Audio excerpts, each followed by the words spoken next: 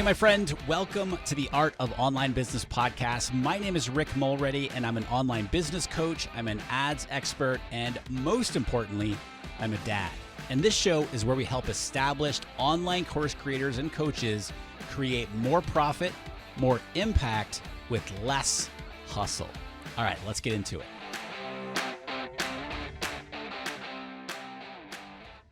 All right, welcome to the podcast. My friend Rick Mulready here from rickmulready.com. This is episode number 622 here on the show. And what I want to do on today's episode, so if you heard last week's episode with Jacquette Timmons, we talked about essentially some of the things that you can do to recession-proof your online business. And I want to continue this conversation around money and your business and your finances. And, amidst all the economic uncertainty that we're in right now, are we in a recession? Are we heading towards a recession? Depending on who you ask, you're going to get a different answer. One thing is for sure is that things are very different now than they were not so long ago. And so my goal here is to bring you the experts on the financial side of business and just give you some ideas, right? Some things that you might want to consider doing or do more of, do less of, that sort of thing in your business so that you can be set up as best you can financially in your business and frankly also in your life. So this episode is with my buddy Mel Abraham. We recorded this episode at the very end of June. But it's completely 110% still relevant right now. It's actually even more relevant than it was then because so much has happened even in the past 45 days or so. And so Mel is my good friend. He's also my financial mentor. He helps me with all the financial stuff. And he's been on the podcast here before. If you don't know who Mel is, he's a globally recognized thought leader. He's a business advisor. He's a CPA. He's a financial expert. He's a best-selling author. The dude really knows his stuff. And I asked him to come on here to, again, continue this conversation and just share some more ideas with you, right? So for how, as a business owner, you might want to be looking at your business in these economically uncertain times, and just an overall conversation about money in your business. And he also shares what his wealth building machine is and how you can create it in your life today. Obviously, you need to caveat that this is general information and a pathway to wealth building that Mel shares. It's not specific investment advice. I was taking notes nonstop during this interview. I hope you find it as helpful. So without further ado, let's go hang out with Mel Abraham. Mel Abraham, welcome back to the show, my friend. How the Hello, heck are Rick. you? It's so good to be here, man. I'm really excited about our conversation today because as I was saying before we hit record, this conversation is going to go in a lot of different directions. And I'm excited about that. You know how I do interviews here. I literally have nothing on my screen, no 7 questions I need to ask Mel Abraham. This is like you and I sitting down for coffee like we often do and chatting Yep. about money. And I texted you the other day. I said, this is exactly why, or I just remembered why I don't read the news, or I try to avoid the news, because it is all doom and gloom and my business is failing next week if I'm reading or if I'm listening to and going with what the news is Yeah. saying. So a lot of topics we're going to get into today. For people who have not heard past episodes here on the show with you, can you refresh my audience here on who you are and what you do? So I'm Mel Abraham. I'm a CPA by education, but have been an entrepreneur. Actually started my entrepreneurial journey back when I was 11 years old was the first time I got in it.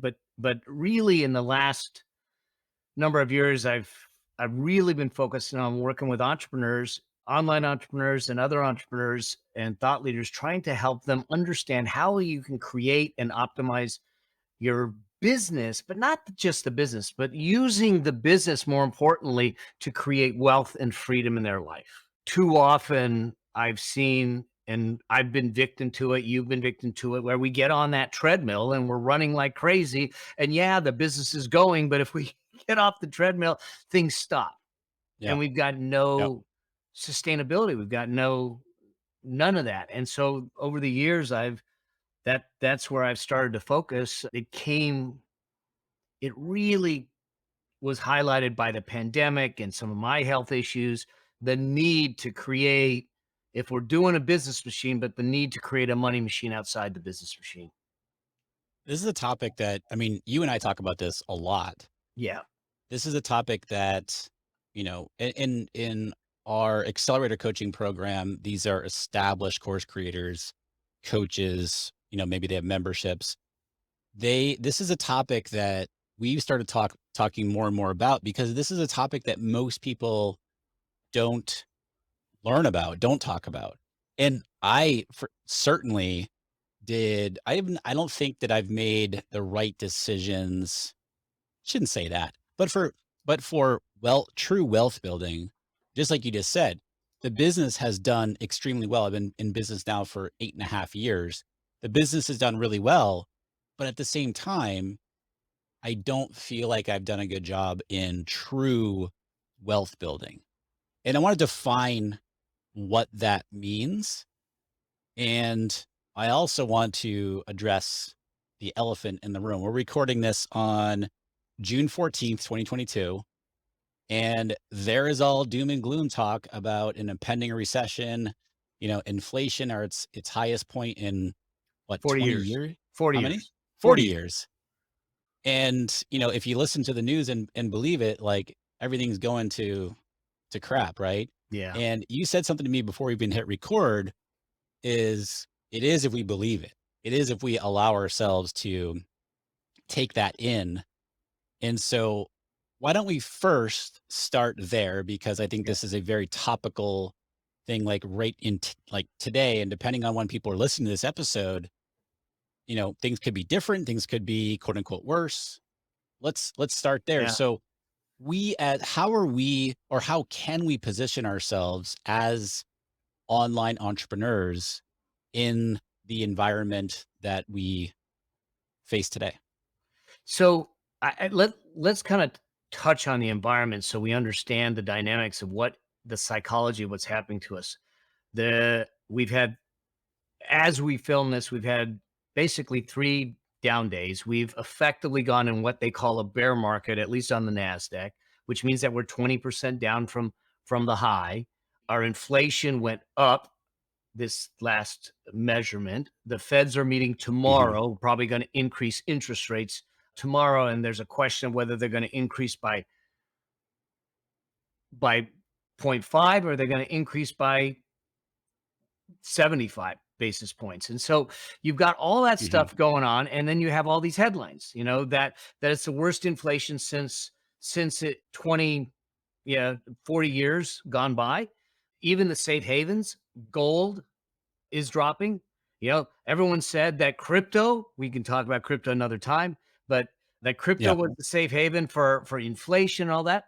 It went from its high at 69 down to 20,000. So 69,000, Mhm. 20,000. So we feel like there's no place to hide. Yeah. But here's the thing that I think we need to understand. What is a recession? First, they say it's a decline in purchasing, in GDP, goods purchased in 2 consecutive quarters. And we had a decline last quarter. We're Mhm. just closing out this quarter. Mhm. My guess is that we're going to confirm that we are in a recession, that we had a decline this quarter just the same. Yeah. Okay. Here's the thing, that means it takes us 6 months to define whether we have a recession or not. But the average recession is only 11 months long, other than '08, which Mm. was longer. Mhm. So if the average recession is 11 months long and it takes 6 months to diagnose that we have a recession, then we may only have 5 more months left. We could be sitting in January completely different. I can't predict that, but I want us to put it in perspective so we understand that I can point to multiple businesses that have come out of recessions and grown. More millionaires are made during these times because they stayed in motion and they looked for new ways of doing things, new ways to serve people. Hmm. And this is the thing that I think we need to look at. Even the bear markets, the stock markets, when they go down to this correction and a bear market, and average bear market lasts 1.3 years. So we could be a year and a half away. But then we go into a bull market, which is the up market, that lasts 6.5, 6, 7 years on average. Yeah. Average bear market, you lose 38%. Average bull market, you make over 300%. I'll take those odds. Yeah. We just got to hold ourselves tight. And so this is where I think you need to double down on the experience you create for your customers, the solutions you provide, and the conversations you're having. Conversations you're having, be more specific there. In a time of uncertainty, your customers, the people we serve, our family Yeah. is starved for certainty. They're starved for hope. They're starved for that light. And when we can have real conversations saying, listen, I don't have all the answers, but let's work together and we'll make sure that we get them. Yeah. Let's do this. Yeah. Talking about experiences, I mean, we just did, I was telling you before, I mean, you knew of this already, but I was kind of filling you in on how it went.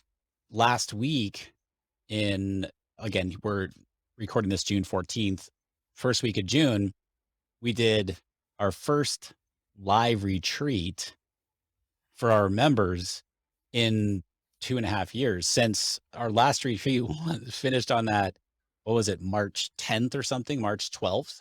That like it finished on that Friday, and then the world woke up to, you know, I think I spoke this. at that last one. Yeah, Yeah. yeah. Yeah. So it's been that long, and our members were like just really hungry for that interaction, as I was, and that retreat was unlike any one that we've done in past years, and we've been doing them for a long time. Just the interaction, the ideas that came away, the breakthroughs, and just like hanging out with people and the conversations. And, as the person who's putting it on, I get to just sort of step back and look at the overall sort of dynamic that's going on, if you will, and people just having fun. Yeah. And it was so nice to see that experience. And, you know, they were already asking, like, when's the next one?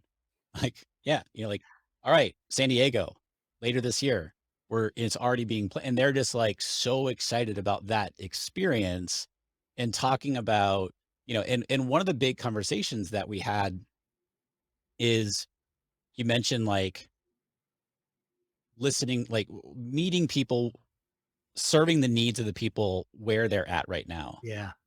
And that's been a big conversation lately where it's, if you're not listening, if you don't have some sort of feedback loop in place, if you will, to be talking to your audience, to the people that you serve, then you're missing a huge opportunity to serve them at a higher level.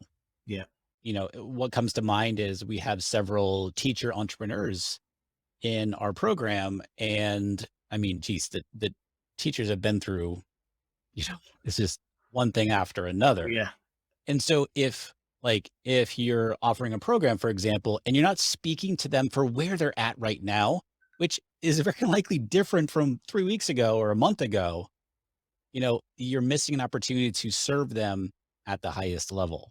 Yeah. And so that's been a big conversation of like, hey, create that feedback loop, whether it's surveying your audience, whether it's jumping on Zoom with some, with people, just whatever, asking for feedback in some way, opening I that line of created communication.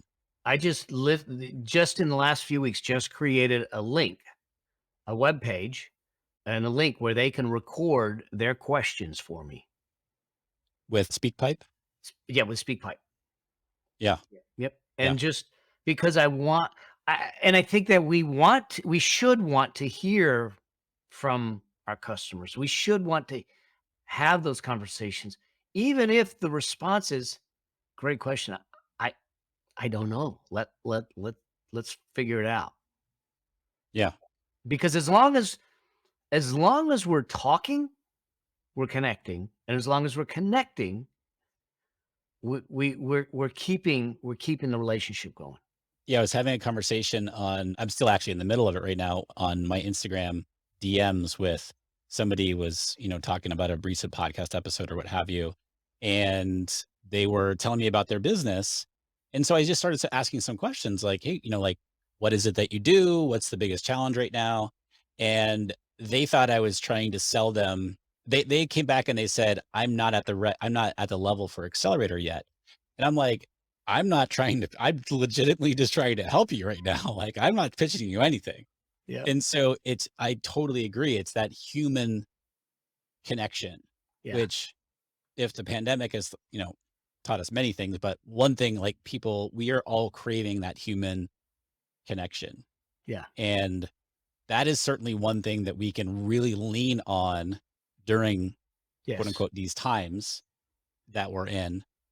Now, speaking of the times, one question, and I'll be honest, my mind goes to this automatically also, and it's not always the answer, which is kind of counterintuitive because you can only go so far. How how do you recommend that we approach our expenses, our Yeah. business expenses during these times? So let me give you the formula I think you need to have, and Hmm. then we can talk about the expenses in general. Yeah. During these times, the recipe or the formula is to decrease the expenses that are non-essential. In other words, making sure we can talk more about that the expenses are providing an ROI. Looking for ways, so it's increase income slash decrease expenses plus building liquidity plus patience plus taking advantage of the opportunities as they come in. Hmm. When we look at it through those eyes, we're sitting back and now spending our time, and let's just talk about the expenses because that's what you asked first, Yep. is to look at all the expenses that we are spending. Now, I truly don't believe we can cut ourselves back to wealth. Okay. Wealth is about building, it's about expansion. Okay. However, what we can do is be diligent with our expenses, both business and personal, and understand that especially in business, every expense needs to be an ROI expense, as many as possible. And what I mean by this is this: if I'm going to put $1 out, something more than $1 is going to come back, either through generating more income, like an ad, okay, or generating more efficiency, meaning Mm. that I have more productivity, or generating more time, giving me my time back to do higher valued tasks, either in the Yeah. business or personally. So, if we can, and when we're successful at looking at each of our expenses through the eyes of ROI and defining that I'm getting a return on investment in either income, time, or efficiency, then we have the ability to logically or analytically decide it's a good expense or not. And then we can ask, is it necessary for my business? A lot of things that we think are necessary are more desirous and not necessary. There's a lot of Give, things that we probably have in our business that probably don't need. give me an example of that because I get all excited. I hit my microphone. What is one thing that you think that falls into that category? I think the easy ones are there's probably a lot of softwares that we're not using, a lot of Yeah. subscriptions. A lot of things have gone to subscription based models. Yeah. And what happens is that it's out of sight, out of mind, and we're spending money and we don't even realize it. And Yeah. what we do, and this is something that I'm guilty of, is that we grab things. The worst people, the easiest people to sell to are marketers because like all of a sudden Yeah. the urgency comes up We on a page. I go, oh, oh crap, I gotta buy it. I gotta buy it. Like all of a Yeah. sudden the urgency's dragging Yeah. me in and I'm buying it. I go, do I need it? But when we need to get more lean, we ought to examine those things and say, well, I haven't used it in 6 months. So am I going to keep Yeah. paying the $20 a month, the $30 a month, or the $50 a month for this software in case I need it? And you might look at it and go, it's only $50, Mel. Why? Yeah, I mean, you're pinching pennies. I go, no, I'm not. $50 a month over 30 years invested. Even if you still took that money invested, it turns into $350,000. So I'd Do you look just at do it. that math in your head right now? Oh, I happen to know the math. Yeah.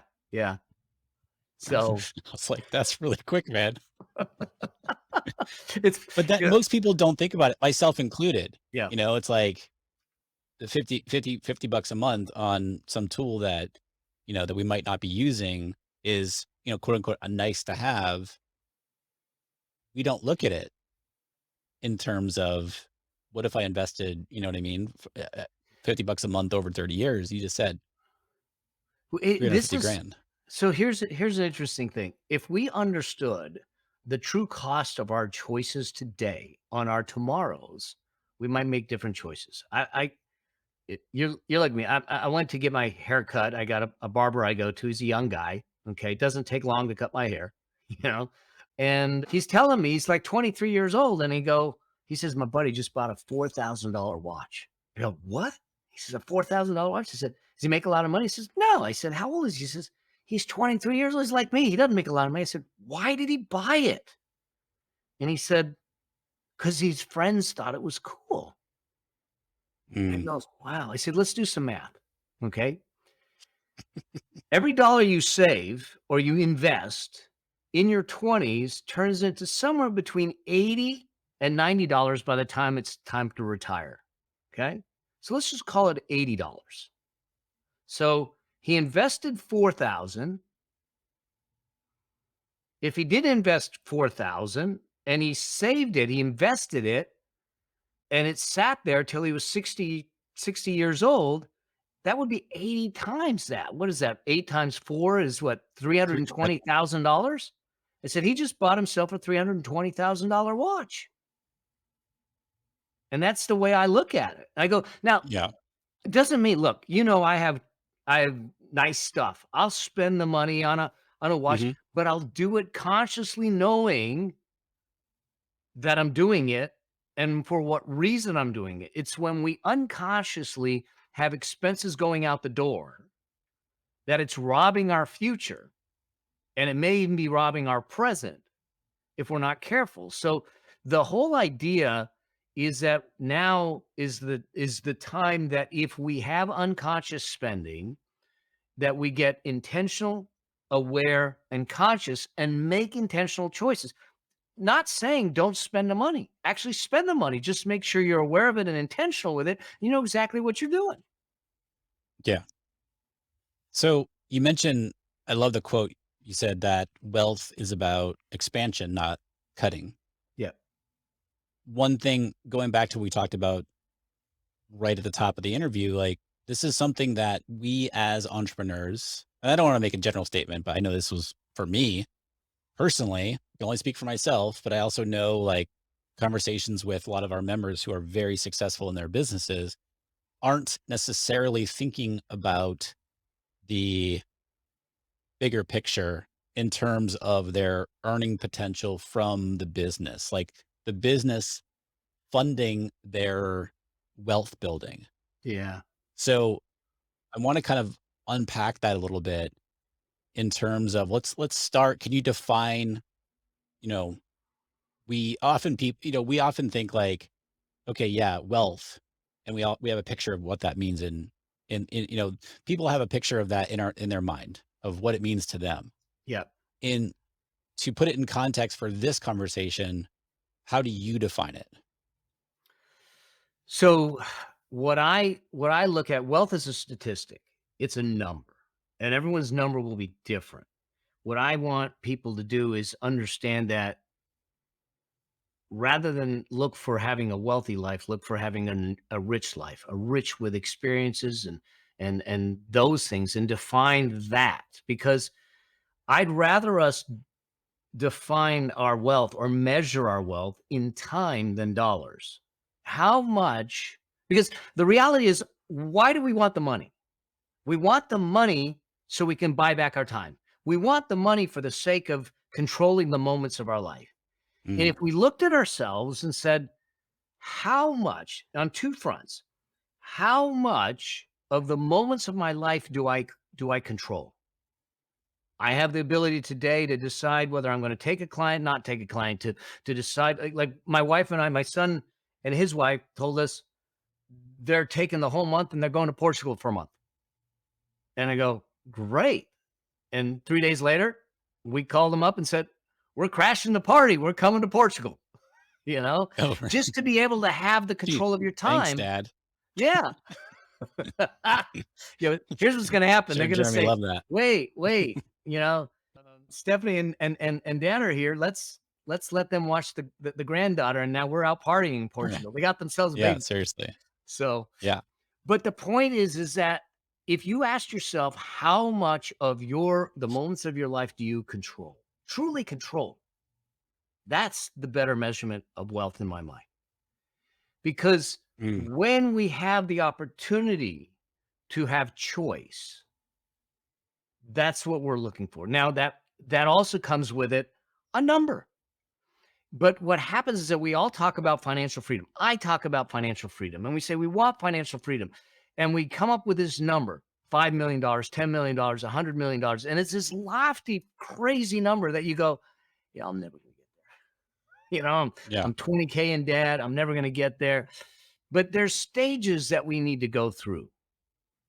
And we need to understand the very first thing we need to do is find financial stability to be able to generate enough income without our efforts. In other words, having enough investments, a portfolio, real estate, whatever it is, that's generating enough income that will support our necessities, the roof over our head, our food, all that stuff. And the mistake that I made, the mistake that a lot of entrepreneurs made, I know it's a general statement, and it's a catch 22. They go, look, if I invest $1 into my business, I can make, if I put $1,000 into my business, I can make a lot more than I can in the stock market, especially now, or in a piece of real estate, Hmm. or in Sure. in these other investments. So I'm just going to go all in on my business, and I'm just going to put all the money in there because that's where I get my highest return. The problem with that, what they don't see is, what if you can't? What happens if a pandemic shuts you down? What happens if cancer, like I had, shuts you down? What happens when you can't? Or what happens when you choose to decide that I'm tired of this, but it's the only asset you have because you didn't Yeah. diversify your income streams? The reason we want multiple income streams is not to have multiple income streams, it's to diversify them. So if one goes away by choice or no choice, it doesn't affect you. Think about your income streams like the starfish. Okay. When one of the is it an arm or a leg with a starfish? I don't know. One of the appendages on the starfish gets ill That's a or good goes question. away, the others take Yeah. care of it until it grows back. But if Yeah. everything is in the business, then we have no ability to care for our family, to take care of our legacy, to take care of our kids, to have the freedom of choice, to have options. And so this is why, especially in personal brands and these types of businesses that are, for the most part, not sellable, we need to Yeah. create the business machine, which is what you're doing with them, and use the business Yeah. machine. Business machine is never, we think the business machine is there to give us freedom and to give us control. And it was never meant to do that. It was meant to create a solution. It was meant to have an impact. It was meant to generate income, cash flow. There's a money machine you need to create from the cash flow, and your freedom sitting in the money machine. not in your business machine. Hopefully that makes sense. I don't So know if that answered the question. yeah, for sure. It does, wholeheartedly. And the business machine that you're referring to here is that I don't want to say it, I mean, automated income or what have like the income that's coming in that you're not necessarily, I don't want to call it passive income, but it's income that's coming in reference to what you're talking about in terms of supporting your necessities. Yeah, so I call it, so the money machine is the one that's the business machine is the online business Right. in their case.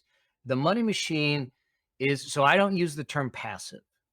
Hmm. And the only reason don't use the term passive is I believe that when it comes to money, there's a relationship there. Yeah. And like any relationship, if we're passive about the relationship withers and dies. Okay? You can't Yeah. get passive about your money because if you forget about your money, it'll forget about you. So I look at it as leveraged. How much of my effort and time does it take? Because the objective of the money machine is to take the money you earned and get it to work harder for you than you did for it. And when that Mm. money is working harder for you than you did for it, you have freedom. And so what you want to do is have this portfolio, this machine, this money machine outside that at the first stage is paying for your necessities. That's financial stability. Okay. So it's your medical, it's your transportation, it's your utilities, it's your food, it's your shelter. That's all it is. It's not Netflix, it's not Manny Petties, it's not technology, Right. it's nothing. It is your bare survival. Just to clarify, you're saying creating an asset that funds your your life necessities. Yes. Yeah. Okay. And we'll give a real life example Yeah. of what happened with me. Okay. The next step in that is building the machine to a point where it gives you what we call financial security. Hmm. Financial security not only covers the necessities, but it now covers your current living expenses. Okay, so it covers the the movie nights and the date nights and the other stuff, the car washes and all the stuff that aren't necessities. So your existing expenses are now covered. So now I know that my lifestyle as it is good. And that's what I call financial security. Then we get to the third of the four phases, and that's financial independence. At the financial independence stage, this is where you have a machine that's generating enough income that is actually replacing 100% of your active income. So let's just throw some numbers at it. If you're Hmm. making $100,000 a year, but your living expenses are only 70,000, at the financial security level, the machine is generating the 70,000. At the financial independence level, it's generating the 100,000. It's your Right. because your income could be greater than your expenses. Hopefully it is. Sure. Where did like, I mean, not to state the obvious, but where do taxes come in here? Taxes are part of the expenses. Oh, okay. So you Okay. gotta consider it as part of your expenses. So Okay. you could say it falls under necessities because you can't get away without taxes. Yeah. Right. But Right. but Yeah. I would hate to call taxes a necessity. It's just a given. Yeah. I Yeah. just paid my estimated taxes for Q2 Yes. this morning, and that's why I'm like, So you're a little raw. yeah. Okay. So Um, we have those different levels. and then the fourth bubble is your financial freedom level. So that's the last stage. That's what covers your envisioned life. The life. So for instance, in my case, Stephanie and I sat back. I said, we want to be able to travel. We want a $60,000 a year travel budget. We want this. We want Hmm. that. And we created the vision of the life we want. We figured out the price tag. We said we need to build a machine that's going to fund that. That's true freedom because now I have the ability to do exactly what we want to do, when we want to do it, how we want to do it. But we have to pass through the four stages to get there. Too Yeah. often we're just talking about So one. just to clarify, the term and I won't use the language here on the show, but it's the FU money Yes. or the FU number, excuse me, that a lot of people throw around. Is that different from what we're talking about here? It is. I think the if you look at the FU number, it's probably at the independence level because now you have the ability to replace 100% of your income. You're sitting back working for someone that's paying you 100 grand, but you have a machine outside that's paying can pay you 100 grand, and you sit back and Yeah. say, "Look, you want to treat me badly? I'm out Right. because I got something else that's going to take care of me." All right. So can we create specific examples? Because I know people are listening right now and they're like, okay, all this sounds great. How do I actually do this? And by the way, like you're the expert. What kind of caveat do we need to put to this? This is not financial advice, but you're a certified, I get well, I'm certified, all right. you're certifiable. Yeah. What is the asterisk Well, that I need to I put? think the reality is that everyone's circumstances are different. Yep. So what we're talking about is general information and a pathway, but you need to create a specific path. I'm at an age where I'm going to be 61. I have no children. I've got a wife. I've got a puppy. I've got one grandchild, another one on the way. Hmm. Rick has a young little girl, young Yep. little princess, a wife. He's got a fledgling family. He's got to think about school. I mean, we're in completely different arenas. So our Right. expense structures, everything is different. I have a certain level of assets. Rick, you have a certain level of assets. All that changes. So I think that we take the information, the principles, and the things that we're doing, and then you have to integrate them into your specific circumstances. So it's not specific financial advice to you. You're not a client of mine. You're not and I don't know your situation. It's not specific investment advice. That's probably the best Yep. way to say it. Okay, cool. There you go. Said it. I'll say it Yeah. in the intro. Yeah. Carry on. Yeah. So, So so specific examples of creating each of those yeah. levels, if you will, of what So you're talking about. I think the first thing is get clear on your expenses. Hmm. Okay. And understanding what are the necessities that you have to at the base that you need to live. And I mean getting real with yourself about what are needs and what are wants. So that means getting your bank statements out. That means getting your credit card statements out. That means sitting down and if you need to, grab a glass of wine, grab a good coffee, grab a tequila, whatever's going to take the pain away because you might be having to have a real frank talk with yourself on some of these, but to Yeah. look at them and get the red marker, the green marker, the blue marker out and say, this is a need, this is a want, this is a cancel. Yeah. So now what happens is that once I've done that, I now have a list of needs. I know what my stability number is. Okay. I also know what my cancel number is, the things that I don't need anymore. And Hmm. so all those things, if you're spending it right now, all those things that are going to be canceled, here's what I want you to do.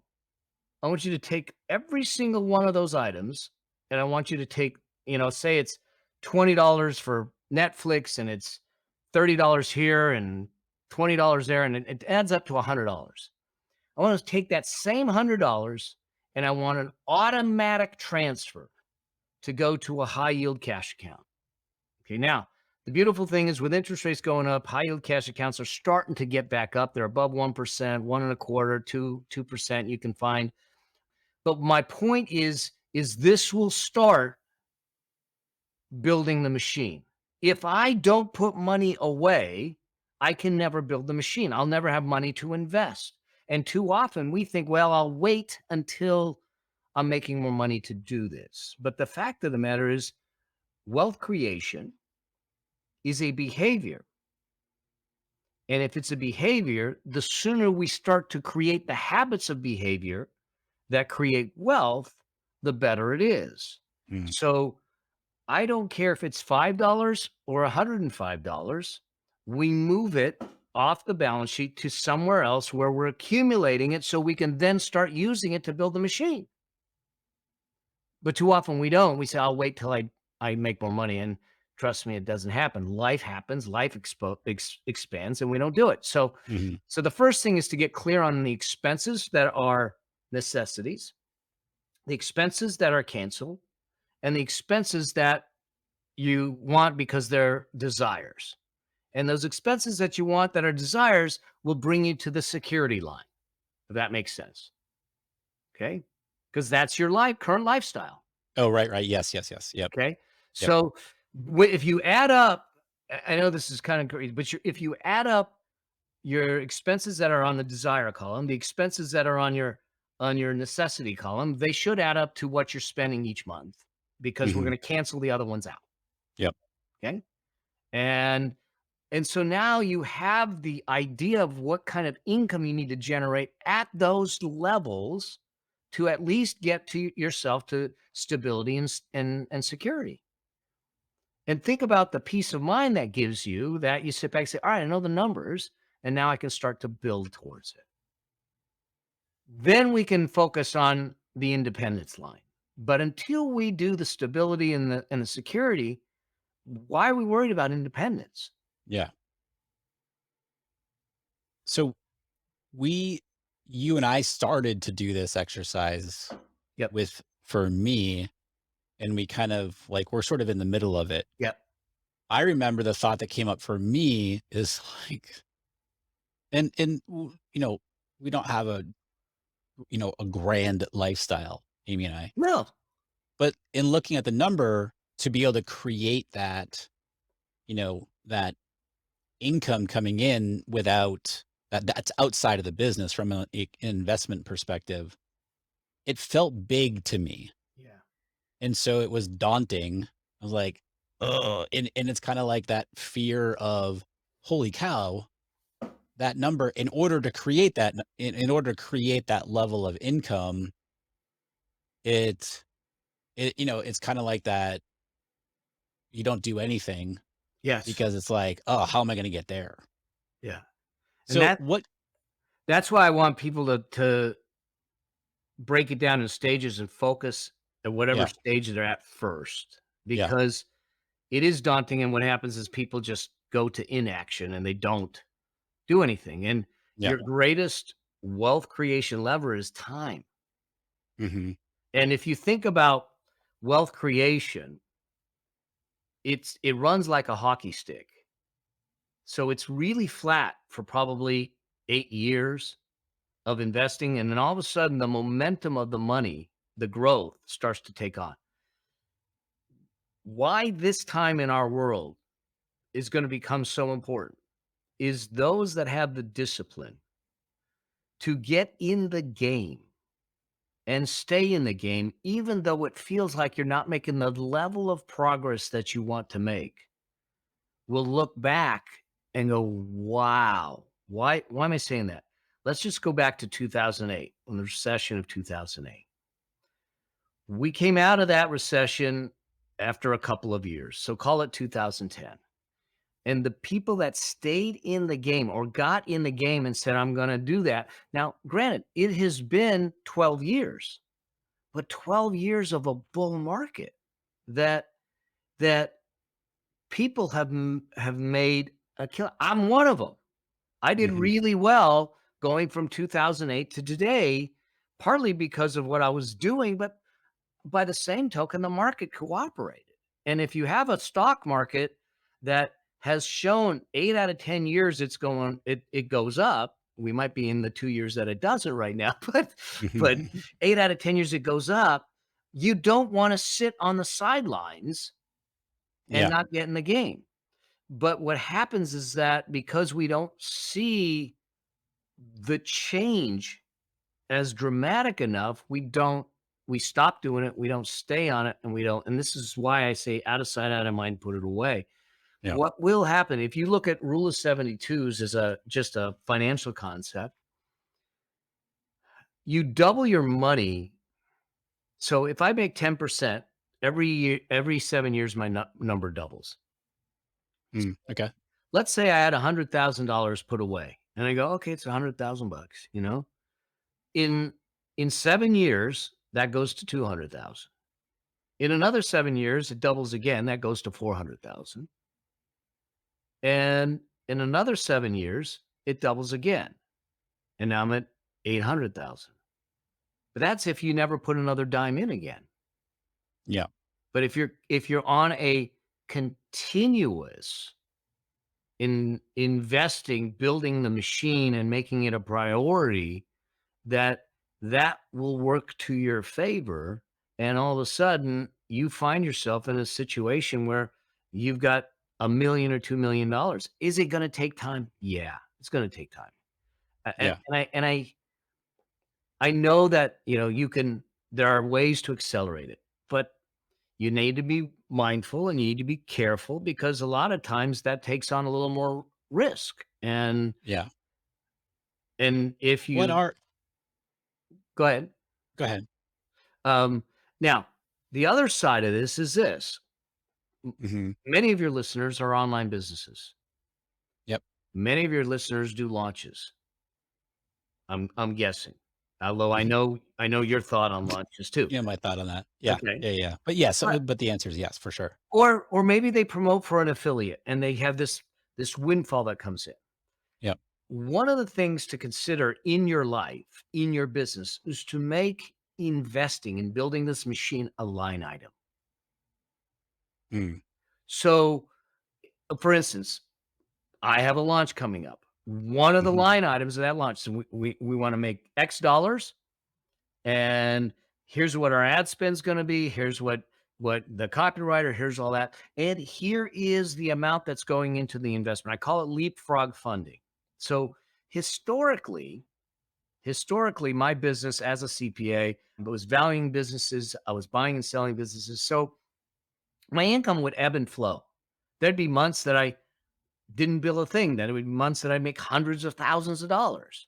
Yeah. But if I allowed my lifestyle to creep out and go, I got hundreds of thousands of dollars this month, I go spend it, and the next month I got zero. Yeah. What I do when I have lump sums coming in is I take a sliver of it to celebrate because I still want to feel the success, Sure. experience the success. I Hmm. pay the bills and then I move a lump sum into the investment pool. And that's what I did for decades. And I still do it today. And I tell my clients the same thing. When you have a windfall coming in, make sure you have enough set aside to cover you for your expenses for the period of time till you next have the next revenue, activity, Hmm. and something to celebrate, and then move the rest to build your machine. And now all of a sudden, if you're able to drop 100 grand into a machine and 100 grand each year is going in, all of a sudden it leapfrogs up Yeah. and it grows really fast because now So all of a sudden it starts to make sense. now we do need to, we're at the end of our time. We need to wrap up. However, I do want to make sure, and I don't know if this is I know it's not a quick answer, but I'm going to challenge you, Mel Abraham, to make something a quick answer. Sweet. And I could say that because we're buddies. Yep. What type of assets are we talking about? Now, you mentioned the stock market. That's sort of like, I don't know, like what most people Yeah. know. Is that all we're talking about? No. Or what other kind of asset classes are you know, All right. So I'll do this quick, but I think that the assets that you want to go after are going to be partially dependent on two things. The lifestyle you want to have now and or later or both? both both Yep. and the income you need to generate. And what do I mean by that? Your assets, let's just list them, are going to be asset-based types of assets. That's one category. This would be real estate. Okay. Buildings and trust deeds, those kinds of things. Now, I have some real estate, not a lot of real estate. And the reason for it is I don't want the call at 11 o'clock at night saying the toilet's clogged. Go Yeah. get a plunger. Don't bother Yep. me. Okay. So that's what I mean by lifestyle. Right. So that asset may not fit my lifestyle if I don't have a management company or something in play. But so it's a Yeah. mix of real estate, Then you have residual assets. These would be taking your knowledge, your wisdom, the expertise that you have, and maybe white labeling it. My book, I get paid royalties, those kinds of things, where I'm getting a residual income stream, create it once, get paid often. And then portfolio assets. That's stocks, ETFs, index funds. So the two primary asset classes that people will spend focus time on will be real estate or equities or stocks. If you're in the stocks, I'm going to tell you to go to low cost ETFs or index funds at the very beginning. If you're just starting out, you use a target date index fund. We can talk about that another time because it does a lot of the work for you in a low cost environment and allows it to grow. And now you're going to be able to buy it at a bargain because of what's going on in the market. If it's real estate, then you've got a lot of different ways that you can go, whether it's individual properties, multi units, Airbnb, investing in partnerships or syndications and everything. And you need to, but it's that mix of having that that will generate cash flow that will pay for the bills that you need to be paying without killing off the cow. Yeah. You're not selling the real estate. It's generating the income, and then you can pass that down. And so those are the primary assets that I would look at. There's all kinds of other things that people want to sell you whole life insurance. Don't get involved with it. We can deal with that another time. That kind of stuff. Yeah. Now you go much more deeply into this exact topic of the different layers, the different levels, how to be creating that revenue outside your using your business to fund these assets to be able to generate the types of revenue in your program. Yeah, I do. Tell us I do. tell us more about the program. And you mentioned earlier that you're launching.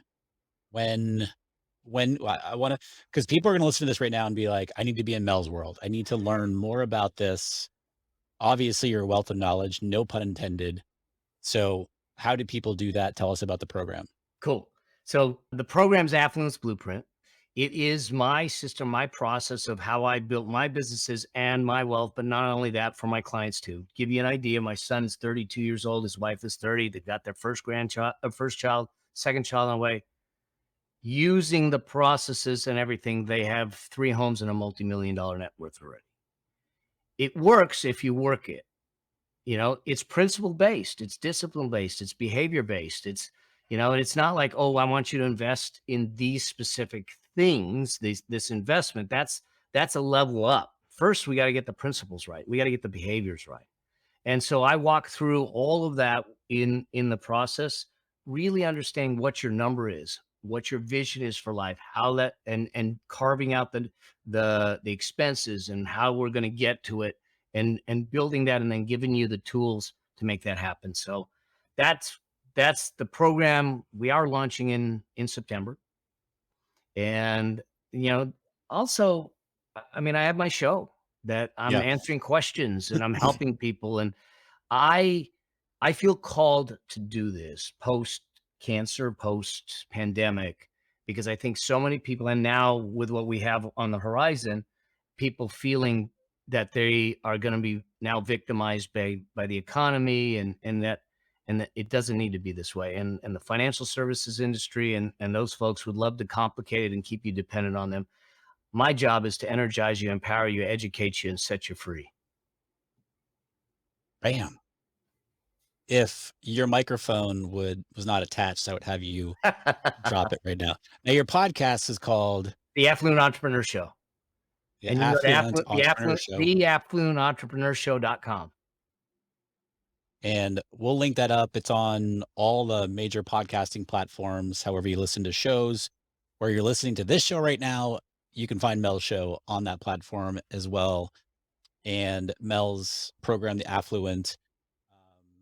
Affluence Blueprint. the Affluence Blueprint, is the enrollment's opening again in September. Yeah. So if you're listening to this, this summer of 2022, and we're not quite there yet, start checking out Mel's podcast, start getting a taste of, what Mel's talking about on there. And then obviously he'll keep you updated on when that program opens up. You know that we can talk about this stuff for hours, Yes, we can. but we do need to wrap up. Thank you, my friends, as always, for coming on the show and sharing your expertise. I've been over here taking a whole bunch of notes for myself. And as always, I appreciate you. Thank you, my friend. Oh my God. Thank you for asking me, for the friendship, and for the things we get a chance to serve and do together, my friend. Absolutely. Hey, hope you got a ton out of that conversation here with Mel today. As you can tell, he really knows his stuff. He's an expert in this. And so go check out his podcast, go to his website, melabraham.com. Just kind of get into Mel's world, if you will, because as you can hear today, he's a wealth of knowledge. See what I did there? Wealth of knowledge.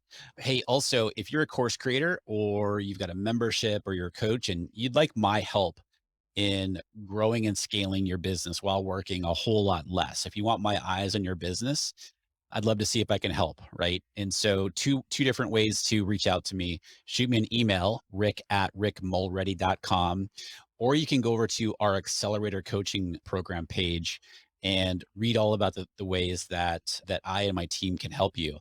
And that is rickmulready.com/accelerator.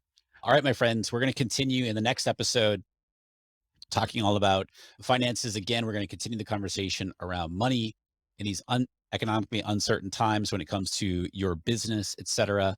Thank you so much, as always, for tuning in today. Appreciate it, my friend. Talk to you soon.